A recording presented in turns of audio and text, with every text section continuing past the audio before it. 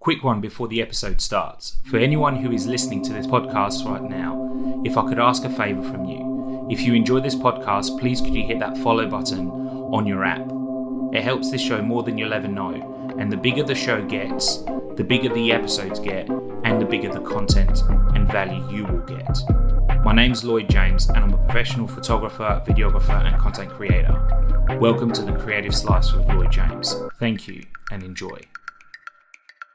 Welcome. It's about time.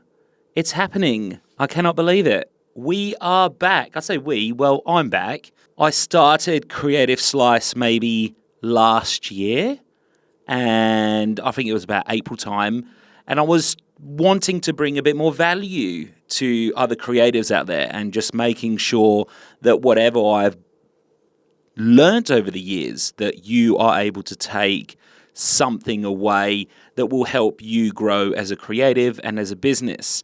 And I want to keep these episodes really super simple, short, and to the point, because I like to listen to podcasts for approximately 20 minutes when I am driving in the car between location shoots or going somewhere.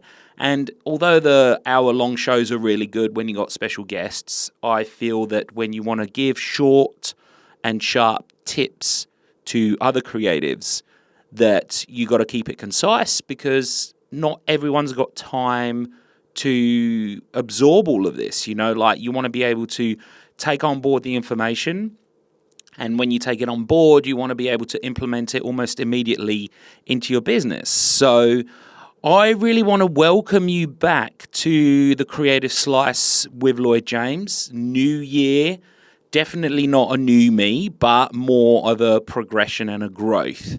And I've always wanted to be able to speak freely about creativity and how to boost businesses in the creative industry.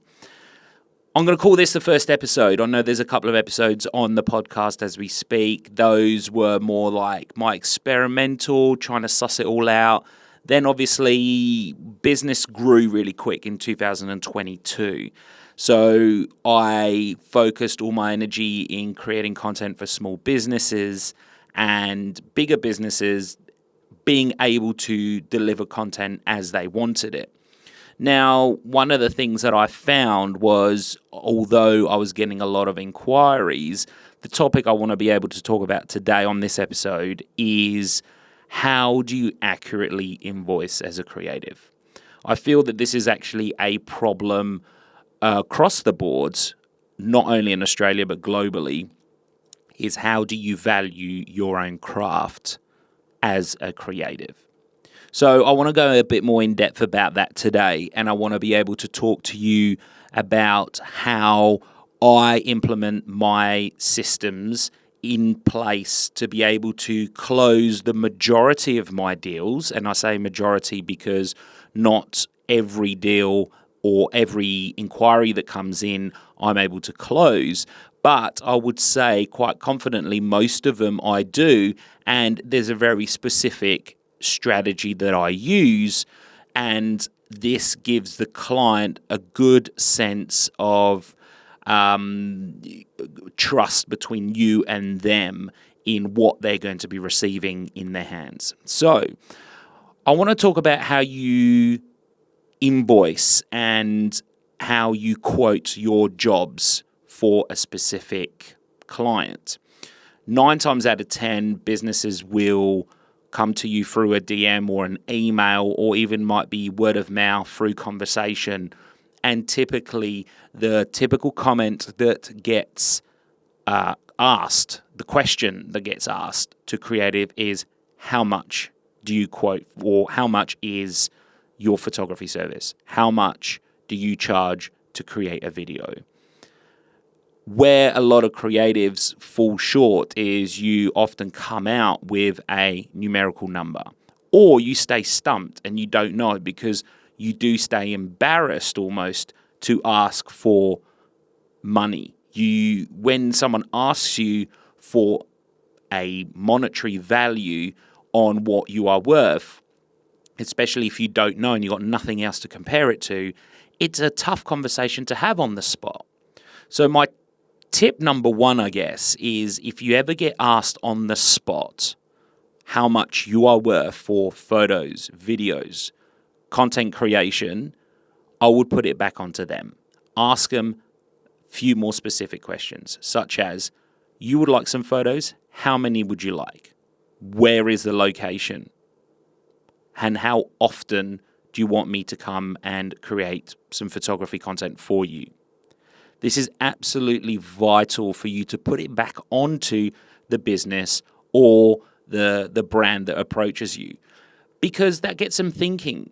They now suddenly get a bit more understanding that you're not just a quick run and gun, go and shoot, create content, and off you go. It's about really understanding what that client wants. Once you get that information, and let's just use this as an example, you might want to create a fitness shoot, and the client has got a fitness brand and wants to incorporate male and female models. However, they don't have the models to hand, and therefore you are basically left to search for models, and you are basically bringing this whole vision for the brand together. You got to remember that your time is also money. Not only have you put it back onto them, asking them a little bit more specifically as to what they might want in the specifics of content, but at the same time, it's really, really important that if you are going to be the creative director of this vision, then you need to make sure that your time is compensated. How do we do this? It's very, very simple. All you got to do is look at other trades out there. For example, this is my go-to example that I tell all of my creative friends and other people I speak to. You don't ring up a plumber and ask to come and unblock your sink and say, hey, I'll give you a shout out on Instagram, or I'll make you some sandwiches for lunch. Will you come and do it for free? I can guarantee you what the answer will be on that. We all know that when we get a plumber in, the standalone fee, especially if it's a last minute call that's, it's an emergency, it's going to be $120, $150, $100, or whatever fee it is. It's going to be the upfront cost before they even step inside to your house. So as a creative, I'm not saying that sometimes people, you got to create an emergency quote or have a standalone fee because someone hasn't organized a photographer. What you got to think about is more about how you're going to structure the way you're going to deliver their content. Let's go a bit more in depth about that. So if you're creative, you've got your information from your business or your brand that have approached you and they've told you they want a fitness shoot. They've got this clothing brand. You need to now organize models. You need to now organize location. Is it in a studio? Is it outside in an urban environment? What are the conditions? And most importantly, what are your deliverables back to them? It's important that you know your craft inside out. So what you need to maybe communicate with them is say you are going to be delivering 20, 30, 100, 200 edited photos by the end of that session. How long is that session going to take? Now, I always say practice makes perfect. You can't really sort of say, hey, look, it's going to take you 2 hours to shoot 20 outfits. You don't know that because you've never experienced that level of creating content as a photographer. And I can tell you right now firsthand that shooting 20 pieces will take you the majority of the day, if not a few days, if you're doing it absolutely perfectly. Now, what you need to really take away when you give to the client this information, especially if it's verbal, you need to put this back into writing. So when I finish a conversation with a client and I've specifically told them, look, you're going to be getting 20 edited photos. It's going to take approximately 2 hours to shoot your content. And I'm going to search for 2-3 models that suits your brand. As well as that, I'm going to have a client liaison, which means prior to the shoot, I'm going to keep in communication with you. I'm going to tell you all the steps that I'm taking leading up to the shoot, so you are kept in the loop and not arrive on the day and not realise there are bits missing, or you didn't communicate certain things. And on top of that, I always put in at the bottom of the quote, at the bottom of my quotes, I always say this is subject to if there's no other changes in between the day that when we're shooting. So you might find on the last hour, they want 5 models and you got to scurry around and find those extra models. Well, that's your time. But the brand has to also realize that these kind of things, you can't always have those last minute, can we just do it quickly? Because there's no such thing as a quick shoot. So once you've actually verbalized your deliverables and you've understood what the brief is verbally from the brand or business, it's really, really important that you put this into writing. The next stage of this is not to send them a text. It's not to reply back to their DM confirming your conversation. You've got to grab their email. Email is absolute king. And I'll talk about this in another podcast because I think it's really, really important that creatives start implementing a bit more communication in written format. I say this because it's basically a paper trail and it's a proof to sort of say, look, this is what I'm going to deliver you. It's in written format and there will be no confusion as to who's responsible for doing what. So the next stage, grab their email, write down as soon as you can the conversation you had with them and what you have promised them, and get that noted and get that sent across. Now, when you come to quoting it, is how do you know what each section, your time, your shooting time, your editing time, your re-editing time, how much are you going to charge them for that? Well, that's subjective according to the level of skill that you have. If you are starting off, of course, you want to probably build a portfolio, but it's important to note that the client must be aware that if you are going to travel to another location, that they need to pay for your travel time or even just pay for your lunch. And that needs to be accounted for because you're not going to arrive there and just eat some muesli bars for the rest of 2-3 hours, starving hungry, you got no fuel in the car, and guess what? The editing, the hard work starts once you get home. That's probably one of the worst things you can probably do.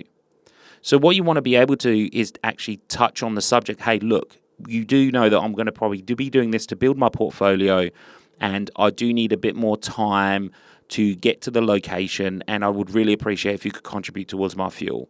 That's always a really good step forward for you to be able to create those conversations based around money.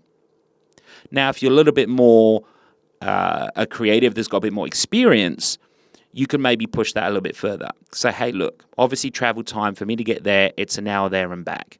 And my go-to saying is my quotes depend on the price of diesel. If the diesel goes up, my quotes go up. And obviously when diesel sort of stays level or goes down a little bit, then, my quotes vary. But that's my sort of bit of tongue-in-cheek that I talk to clients and businesses about. So you're a little bit more experienced. You want to get paid a little bit more than just your travel time and your lunch. What do you do then? So you want to talk about your professionalism and talk about your experience in the industry. If you're able to talk about your experience in the industry and what you're able to deliver them, that's got to be taken into factor. Because if you're working with someone with a bit less experience, you'll almost call it taking a risk. But because they're going to work with you because you've got a bit more understanding about the industry, you understand their business, then they're investing in you. So they've got to see the monetary value in that you're going to deliver on time, you're going to deliver them good content. So I would start talking about, look, I am usually approximately $80, $150, $200 an hour. Now, there's a massive gap and a massive discrepancy in between the numbers I've just given here. And I say this because Some agencies or some businesses will pay an hourly rate anywhere between $150 and $250, but that also includes your editing time. Well, if you go out on location and they pay you $200 an hour, you got to take into factor that perhaps, that's an hour on shoot for $100 and an hour post-production. We all know it's never going to happen like that. We all know that we've got the half an hour travel distance between the shoot and your home, your studio. But not only that, you've got the downloading of the footage, you've got the rendering, and that all takes time. So there are certain quotes where they want to, the hourly rate sounds really, really good, but when you actually break it down, it probably actually works out to be about $50 an hour. And I would say for an hour shoot would take me probably about 4 hours time. I'll go from start to finish, including travel time. Now, when it's a bit more of a one-off project and you have someone that comes and approaches you and says, look, I need some content for my business, for the fitness one, I need video, I need photos, etc., you can start basing your rates similar to a trade. You need to be looking at what trades charge. What does a mechanic charge? What does an electrician charge? Do you have a senior electrician that charges more compared to a junior electrician? You got to look at it from that point of view. You are a trade with your tools, and it's really, really important that you explain that to the brand or business. So I would put it back onto the client 9 times out of 10. I would say, look, my normal going rate is $120 when I shoot and when I edit. And I say, on location, I'm $120 per hour. And I always factor in for 3 hours. I say 3 hours, the shoot might be 2, but the extra hour factors in for my travel time, for my any expenses prior to the shoot, parking, lunch, etc. But on certain occasions, when someone, you can sense that they're starting off with a business, I'm always about trying to give them a little bit more value and give them a bit more understanding that my time needs to be paid for. But I put it back onto them. And I have an open and honest conversation, and that's really, really important to have, and there's nothing wrong with that. You can literally say to them, hey, look, are you working within a budget? And if they're working within a budget, it's perfectly fine for them to maybe say back to you, they've got no idea. And I would say most of the time they don't. But what you need to realize is you need to be able to guide them towards the price that you want to be paid for. You can then give them an example. Look, the previous project I worked on cost $200, $300, $500, whatever it might be, $1,000 if you want. And the deliverables were X, Y, Z.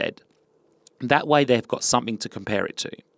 When you then look a bit more in depth and then you gauge off their voice or you gauge off their body language, you might find that that might not fit within their budget. But it's about making them feel comfortable and making that brand feel $1 million. If you're able to make them feel really comfortable with you and say, look, no matter what it is, you realize that I need to get paid, but I want to stay within your budget. Let's have an open conversation. Say, look, let's start at $500. I'm going to come in, I'm going to shoot, I'm going to support you. But most importantly, what you want to say to them is, I'm going to support you and I want to give you as much quality content as possible for you to make money. I can guarantee you that their ears will prick up and then they will listen and they'll be like, hold on a minute, this guy wants to help my business make money.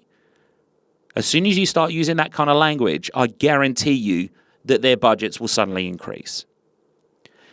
It's not about being fake or like trying to pretend that you really care or anything like that. I think it's really important that you need to make sure that when you speak to them, that you are genuine and that you believe in that product. It doesn't matter what business comes through. Really understand what their core values are. Really understand what they want from this and really understand how they want the content to be delivered and to be able to hone in on what their values are. If you're able to do that as a creative, I can guarantee you that you will get paid pretty much what you want. Of course, some businesses will probably say, if you're going to quote $2,000, you're going to find yourself out of whack, right? Because they don't have that kind of budget. But it's about finding a happy medium. You will find that most creatives are basing themselves anywhere between $60 and $120 per hour. So hopefully this podcast has helped you understand a little bit more on how to quote and how to give deliverables to a business or a brand if you're just starting off as a creative. And I really want to make sure that, if you need a hand with understanding a little bit more about how to quote, you can actually head to my website at how many W's did I just give there? 3 W's. www.lloydjames.co, and there is a downloadable template that I have on there to support you how you can break down your quotes. It's really, really easy. You can download it. You can use it. It's a editable Excel spreadsheet. You can use it to send it off to clients. They can see a proper breakdown of what your deliverables are going to be and where the client is spending money. That's the most important thing. When you're a new business especially, you want to know where you're spending your money. Every single cent counts. So head over to my website, download it. Hopefully it will help you. And at the same time, if you've got absolutely any questions regarding how to quote, and I'll go a little bit more about invoicing. I know at the beginning I mentioned about invoicing, but I think this is probably worth about another whole episode of talking about how you invoice as a creative. But if you want to reach out to me, you can reach out to me at Lloyd James Media on Instagram. And I really would absolutely appreciate if you really enjoyed this, leave a comment, share, whatever you guys do on whatever platform. And I cannot wait to give you a few more tips and speak to you on the next episode. Thank you.